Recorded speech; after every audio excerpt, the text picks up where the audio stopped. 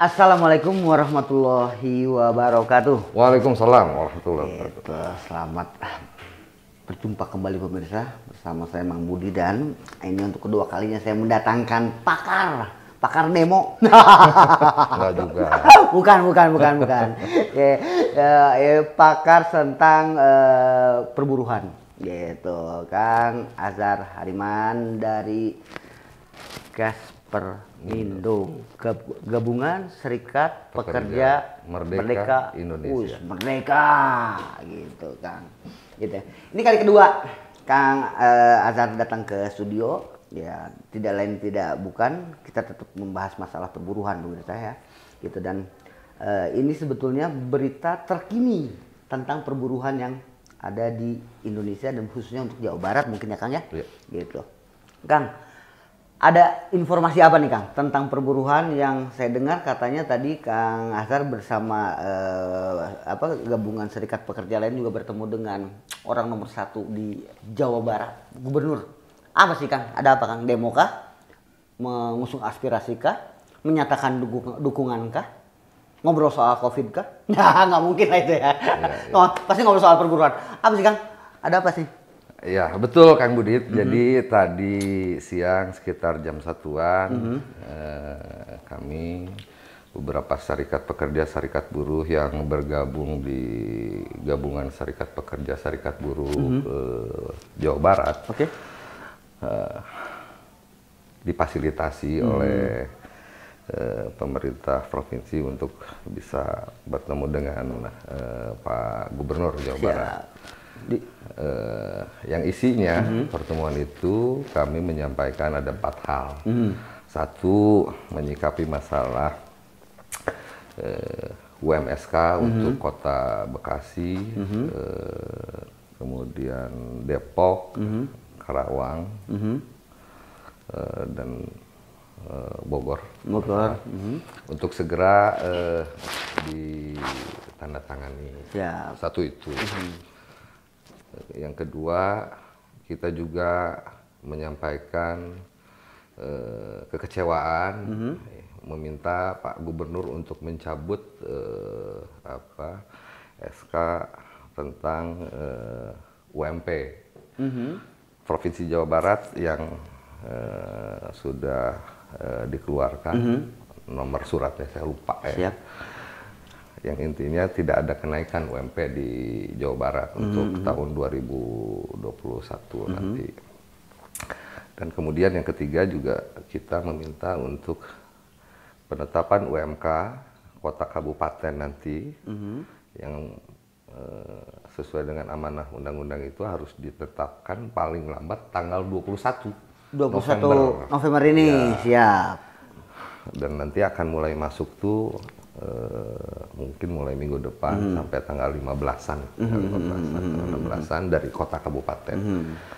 Nanti masuk ke Dewan Pengupahan Provinsi Jawa Barat yang kemudian ditetapkan. Nah, kita meminta untuk ada kenaikan upah sebesar 8,81%. Itu yang kita sampaikan kepada Gubernur Jawa Barat. Jadi 4 hal. Ada 4 hal. Kita bahas satu persatu nih. Boleh. Kayak pengen tahu, jadi jangan nanti global. Lebih baik satu-satu biar lebih mantap ini jawabannya. Oke, yang pertama yaitu meminta segera ditetapkannya upah untuk Bekasi, Karawang, dan UMSK ya. UMSK ya. Itu apa jawaban dari Pak Gubernur? Tadi beliau menjawab sebetulnya hal teknisnya kan sudah, tinggal di tataran teknis saja. Jadi hasil perundingan dengan pemerintah provinsi dengan pengusaha sudah, terus usulan dari kabupaten kota juga sudah, ada perubahan-perubahan. Memang harus secepatnya, dan tadi beliau dijawab menjanjikan ya secepatnya untuk dikeluarkan. Berarti puas. Untuk yang poin pertama dulu nih. Harusnya dari dulu Pak. Oh, jadi alhamdulillah lah. Puas lah kalau begitu kan, mau secepatnya, apresiasi dulu lah, kasihan Pak Gubernur nggak diapresiasi sama Kang. Gitu, apresiasi. Oke, yang kedua tentang pencabutan surat penentuan upah. Penentuan upah. UMP. Siap gitu. Jawaban beliau? jawaban beliau tadi kita meminta untuk itu dicabut. Beliau menjawab bahwa ya itulah perbedaan dari sekian 34 kota kabupaten yang ada, pemirsa Kang Budi. 5 itu tidak mereka melakukan kenaikan upah, sementara yang lain tidak. Dan Jawa Barat ini termasuk yang tidak menaikkan upah itu. Oke. Yang kedua tadi itu yang beliau sampaikan itu Jawa Barat ini 60%. Apanya tuh? Industri adanya di Jawa Barat. Dari seluruh Jawa atau seluruh Indonesia nih? Seluruh Indonesia. Di Jawa Barat ini Jawa 60%. Barat, ya. Artinya ini versi beliau, versi Pak Gubernur itu Jawa Barat itu karena terbesar, terbanyak. Jangan beri upah banyak-banyak. Bedanya pun, bukan. bedanya pun dalam mengambil keputusan itu sangat berbeda lah. Jadi banyak faktor yang diperhitungkan. Gitu kan. Dan bagi kami justru karena Jawa Barat ini sebagai provinsi sentral industri, justru parameternya Jawa Barat. Kalau Jawa Barat aja nggak naik, diikuti sama yang lain. Yang lain ngikutin. Oke. Tapi ada beberapa provinsi yang tetap menaikkan seperti Jawa Tengah, itu bagus ya. Jawa Tengah, Jawa Timur, DKI naik ya. Naik. Gitu hanya Jawa Barat padahal harusnya menjadi sentral ya. Iya. Gitu. Tapi yang ini tidak mengikuti Jawa Barat, yang diutarakan bahwa Jawa Barat itu sentral, berarti bukan sentral kalau gitu kan. Ya. Oke, ya nanti dulu. Nah, untuk ulasan yang kedua nih, puas Kang? Ya tentunya kita tidak puas. Tidak puas. Kita jadi berharap itu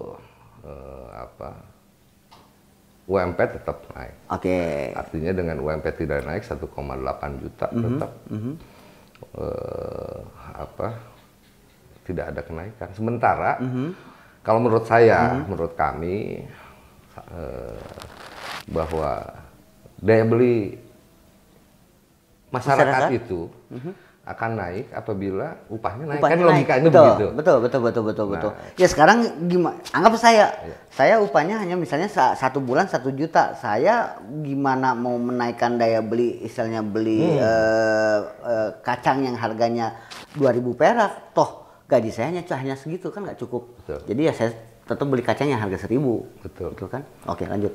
Nah, kira-kira itu satu itu. Dan berbicara daya beli, tentunya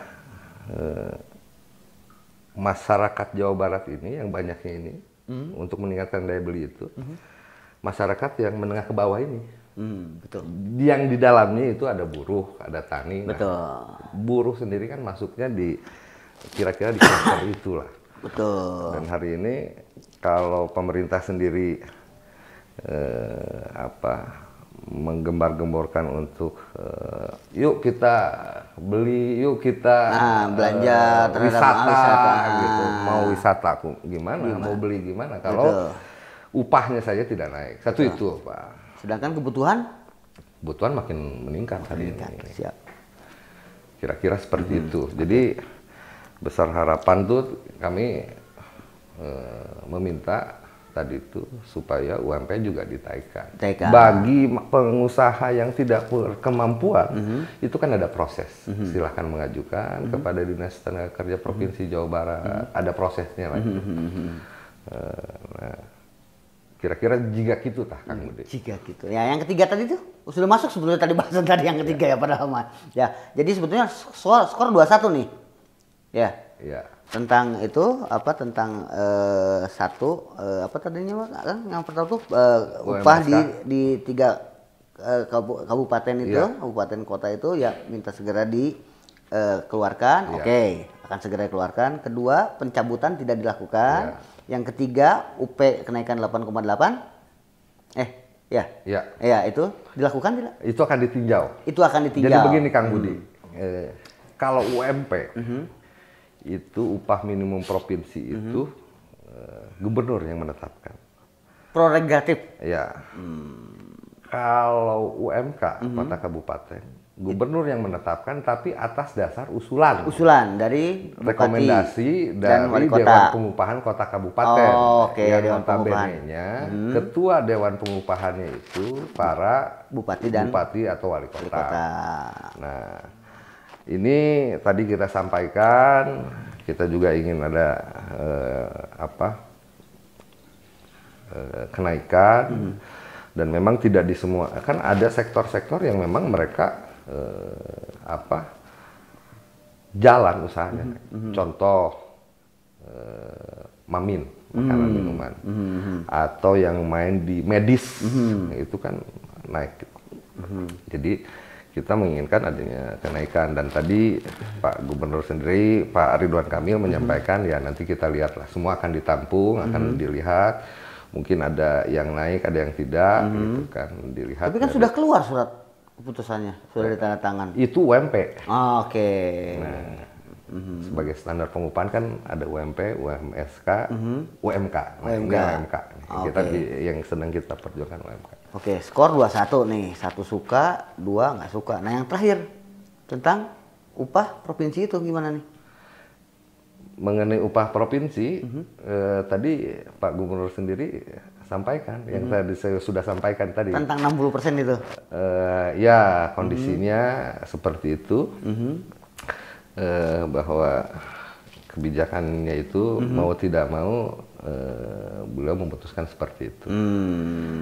Dengan asumsi bahwa Jawa Barat ini banyak perusahaan yang harus survive gitu. Di kala pandemi? Iya, kala pandemi sekarang ini. Sementara kita pun berpikir hal yang sama, justru harus naik. Betul. Masyarakat pun harus survive. Di kala pandemi ini, harga tetap melambung tinggi walaupun pandemi kan gitu. Ya, masyarakat daya belinya juga harus ditunjang. Karena yang memang untuk meningkatkan daya beli ya dari situ, kalau buruh tidak ada lagi. Sementara kalau yang menengah ke atas nih Kang Budi, itu trennya itu hari ini cenderung mereka itu justru saving, menyimpan aset-asetnya. Itu nabung tuh sekitar 300 triliunan. Konon saya dapat kabar seperti itu. Jadi gini, Jawa Barat. Ini begini Kang. Ya. Jadi sebetulnya tidak berjalannya pabrik di kala pandemi ini berbeda dengan tidak berjalannya pabrik ketika tahun 98. Itu ini saya dapat info valid dari ekonom, dari orang-orang pengusaha. Ya, kalau boleh saya sebut Pak Deddy Wijaya juga, dia salah satu sesepuh di Apindo ya. Dia mengatakan pengusaha sekarang masih banyak uang kok. Betul. Kalau 98 itu memang mereka pilot. Kalau sekarang tuh pengusaha itu bingung karena masih banyak uang, tapi ketika mereka berproduksi itu siapa, daya belinya nggak ada. Betul. Ya, jadi tolong dalam hal ini juga ya betul, saya bukan dalam hal ini pro terhadap Akang juga, saya hanya ikut sekedar menyampaikan. Saya juga buruh. Gitu loh. Betul Kang. Ya, jadi betul apa yang tadi Akang bilang bahwa masa mereka para pengusaha masih punya istilahnya safety loan, uang aman tuh hampir 300 triliun itu, betul Bang. Jadi kalau memang ini ada kenaikan sebetulnya tidak terlalu pengaruh, mungkin. Betul. Oke, jadi skor 3-1 nih, ya. Jadi dalam artian 3 kecewa, 1 oke lah. Nah, menanggapi kekecewaan ini? Tentunya kita akan tetap mengawal pengupahan baik di tingkat kota kabupaten maupun di provinsi nanti, yang endingnya mungkin tanggal 21. Kalau nggak salah 21 itu hari Minggu, Pak. Jadi walaupun Sabtu Minggu insya Allah kita akan tetap mengawal proses penetapan upah Provinsi Jawa Barat. Nah, bagaimana dengan pengawalan ini sendiri? Tentunya kami dari Gabungan Serikat Pekerja Serikat Buruh Jawa Barat, anggota kami masing-masing ada di kota kabupaten yang berbeda yang menjadi anggota Dewan Pengupahan. Kami sudah menginstruksikan untuk supaya mereka betul-betul mengawal sehingga usulan rekomendasi kota kabupaten untuk upah 2021 yang akan ditetapkan nanti mungkin insya Allah tanggal 21, terakhir itu tanggal 21 November.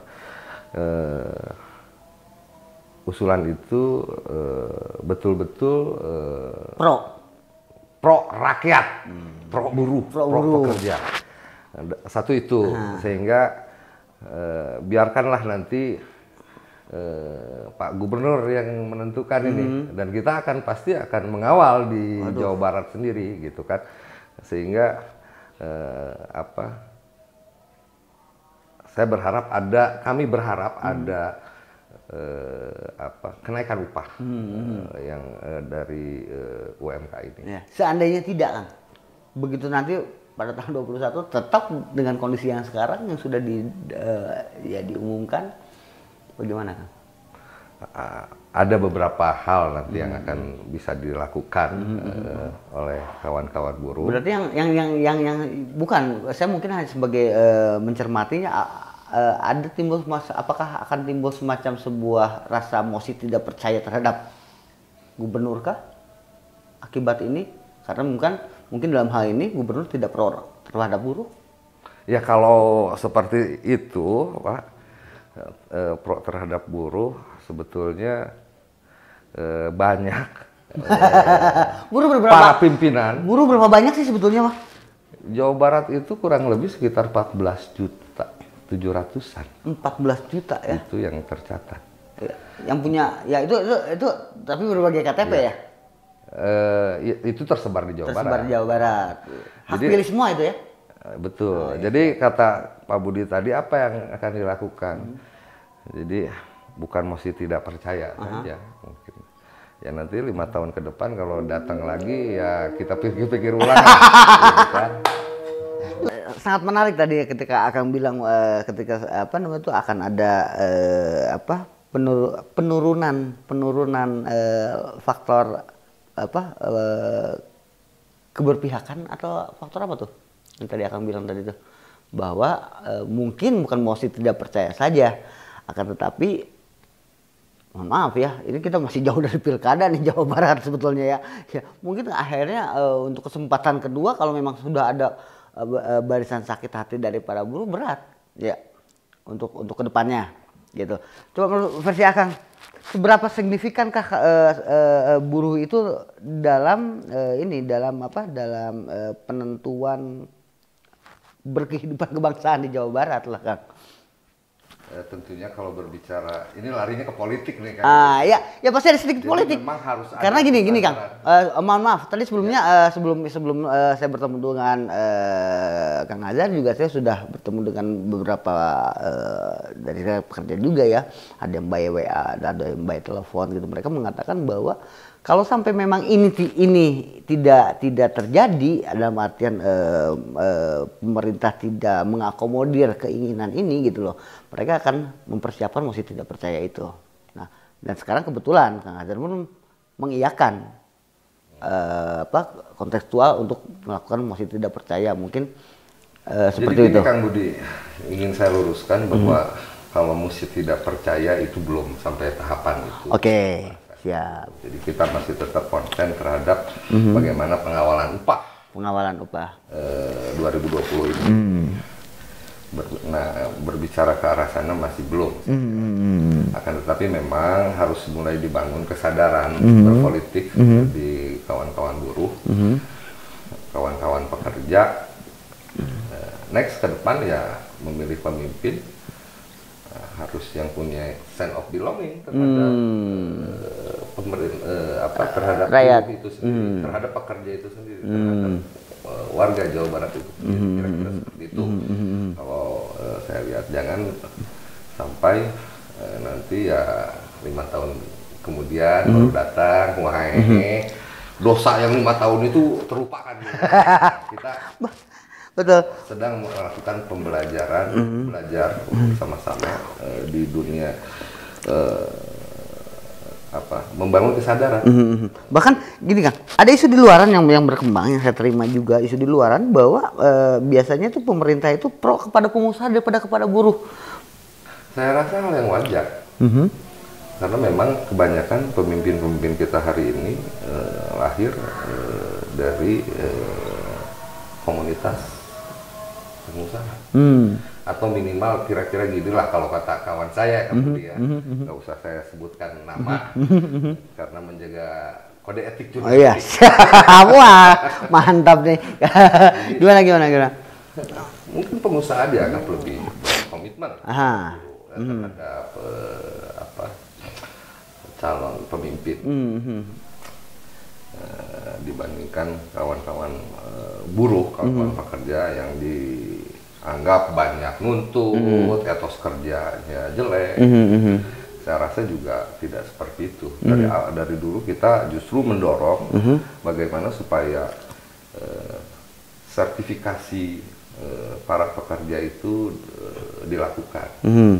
Kenapa seperti itu? Karena banyak yang mereka punya skill yang bagus, tetapi terbentur karena sertifikasi tidak ada, upahnya jadi rendah. Seperti itu, yang bisa mengeluarkan sertifikasi itu siapa?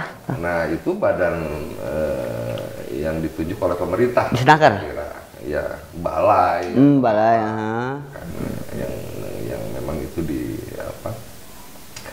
ditunjuk oleh pemerintah. Seperti itu. Jadi berbicara mengenai etos kerja seperti itu, jadi nggak benar juga bahwa pekerja di Indonesia berleha-leha, tidak. Kualitas pekerjaan boleh dilihat. Banyak perusahaan-perusahahan besar yang Nike, Adidas ada di Indonesia dan ternyata kualitasnya bagus. Betul. Jadi nggak juga lah, kawan-kawan pengusaha juga paham. Jadi sekali lagi bahwa kita berbicara pengawalan upah 2020 ini kita akan betul-betul mengawal karena memang ekstra kondisinya ekstra lah kita. Betul. Dengan kondisi COVID, dengan kondisi corona resesi. Mungkin resesi ini udah dari dulu sih. Ya, mungkin baru kerasa sekarang. Kang, apakah satu pertanyaan lagi, Kang? Apakah adakah penjelasannya sehingga bisa diterima bahwa upah untuk provinsi itu yang ditetapkan 1,8 ya, Kang ya? 1,8 itu tuh diberikan alasannya? Nah, ada penjelasan yang mengarah ke arah sana, Kang? Saya sampai hari ini belum tahu ya, Kang ya. Sebentar ya. Kok bisa ada ketetapan 1,8 tuh? Alasannya apa nih? Gitu loh. Oh, alasannya karena salah satunya itu banyak perusahaan-perusahaan yang memang kondisinya prihatin, mengkhawatirkan, cenderung akan bangkrut. Makanya upahnya tetap. Kira-kira seperti itulah yang saya tangkap. Nah, bagi kami pekerja di Jawa Barat, karena kita mengusung tinggi nilai-nilai Pancasila, kalau ajas Pancasila itu kan salah satunya gotong royong. Jadi kondisi seperti yang disampaikan tadi, tetap bahwa kita berharap tetap ada kenaikan upah. Ya, karena Jawa Barat ini sebagai parameter tadi. Maksud saya gini. Sebentar, saya ingin mengulang. Kalaupun kenaikan itu tidak sesuai, no problem. Itu kan bisa dimusyawarahkan. Nah, tapi ya sudah, tadi kita sudah sampaikan apa saja yang menjadi kekhawatiran dan keprihatinan kami dari kaum pekerja yang ada di Jawa Barat, kira-kira seperti itu. Dan memang sekali lagi, Kang, tadi karena akan membuka, kita ini masih buta politik, kawan-kawan buruh itu. Kelemahannya itu ya seperti itu. Mungkin ya kita masih di tataran berbicara bagaimana menjaga upah, bagaimana menjaga hak-hak kita, bagaimana meningkatkan etos kerja. Belum pada titik bagaimana membangun kesadaran politik, dan ini menjadi PR kami memang. Sehingga jangan sampai tadi salah memilih. Begitu salah memilih udah jadi monster tuh Kang, udah susah. Ya nanti kita juga ikut berdosa lah. Siap. Oke, gitu. Yang ingin kita bangun saudara. Dan kalau kita lihat Che Guevara, bukan berarti saya komunis. Nih. Ya, betul. Dia sangat pro. Ya, dia lahir memang sebagai seorang dokter yang punya kepedulian terhadap kaum proletar yang termarginalkan. Kalau bahasa saya sih kaum mustadafin gitu kan.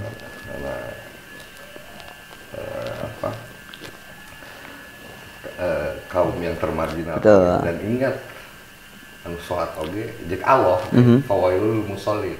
Jadi harus memperhatikan kaum miskin, fakir miskin ini piatu. Nah, buruh hari ini ya posisinya menengah ke bawah itu. Jadi saya rasa seperti itu kira-kira. Jadi saya bisa garis bawahi di sini gitu loh. Penetapan 1,8 itu tanpa sebetulnya pemerintah ini melihat kepada indikator penggunaan dari 1,8 itu. Betul nggak Kang? Ya, misalnya begini. Kan harusnya pemerintah menghitung berapa biaya hidup kalau misalnya buruh ini punya 1 orang istri dan 2 orang anak. Itu masuk ke dalam sebuah indikator dalam pengupahan nggak nih? Nggak teruskan KPR. Bukan, itu mungkin yang sebetulnya tidak terjabarkan, atau memang sudah ada penyebarannya, atau mungkin Akang yang belum paham, atau memang itu sengaja disembunyikan untuk tidak dijabarkan. Saya rasa kan ada regulasinya, bagaimanapun juga ada. Nah, untuk menentukan besaran seperti itu, nah hanya saja saya melihat dengan kondisi COVID seperti hari ini, memang kita sedang prihatin. Saya ingin jangan sampai itu dijadikan alasan supaya tidak menaikkan. Karena kita berpikir dan berpandangan justru kenaikan harus tetap ada. Memang ada sektor-sektor tertentu yang mereka mampu. Bagi yang pengusaha yang tidak mampu, ya monggo, nggak apa-apa. Kan ada penundaan, ada apa. Bro. Dan silakan prosesnya dilakukan. Jadi sehingga tadi kita berharap ada kemampuan daya beli naik masyarakat. Buruh ini masyarakat menengah ke bawah kan, sekali lagi saya sampaikan, dan itu ternyata terbanyak. Menengah terbanyak. Menengah ke atas. Betul. Walaupun saya paham Pak Gubernur dengan perangkatnya, bagaimana gemar-gemor untuk mensosialisasikan yang menengah ke atas ini untuk weekend, untuk belanja, sehingga roda putar ekonomi ini berjalan. Betul. Cuman kan nggak efektif karena mereka lebih menahan. Tadi trennya itu mereka lebih suka menyimpan. Betul. Di buruh mah boga duit sakitu-gitu ya dibelanjain lah. Iya, betul. Sehingga kira-kira itulah kenapa kami ingin tetap upah itu ada kenaikan. Bukan berarti buruh itu kupoh atau buruh itu tidak berpikir universal. Justru kita ini berpikir bagaimana kita betul-betul secepat mungkin keluar dari COVID ini. Karena kami pun melihat bahwa perusahaan itu harus dilihat sebagai sawah ladang. Siap. Artinya harus dijaga. Tetapi juga pengusaha harus melihat kita ini sebagai mitra, jangan sebagai robot, gitu kan. Siap. Jadi jangan pas saat kondisi sedang COVID, kondisi valid, baru meminta supaya kawan-kawan buruh, kawan-kawan pekerja ikut prihatin. Pas menang untung, dia lupa gitu. Enggak juga. Tadi Kakang bilang bahwa UMP itu walaupun sudah dinaikkan dengan permintaan buruh itu dengan kisaran lebih dari 8% kenaikan, seandainya ada perusahaan yang memang tidak mampu menjalankan itu, silahkan bisa tidak menjalankan. Bisa. Jadi mungkin dalam hal ini apa salahnya pemerintah menaikkan saja dulu, masalah pelaksanaannya silahkan. Ada posisi-posisi di mana perusahaan yang tidak bisa sanggup itu melakukan apa namanya, Kang? Penangguhan gitu. Jadi sebetulnya nggak sulit, Kang? Nggak sulit ya. Ketok aja palu, taikan. Kalau perusahaan yang nggak mampu ya silahkan tangguhkan, kan gitu. Betul. Begitu saja intinya, sebetulnya tidak perlu susah, tidak perlu ragu untuk pro terhadap rakyat, gitu kan? Karena memang mekanisme yang dijalankan itu bisa ada proses bargainingnya, Kang. Iya. Ya. Wassalamualaikum warahmatullahi wabarakatuh. Waalaikumsalam.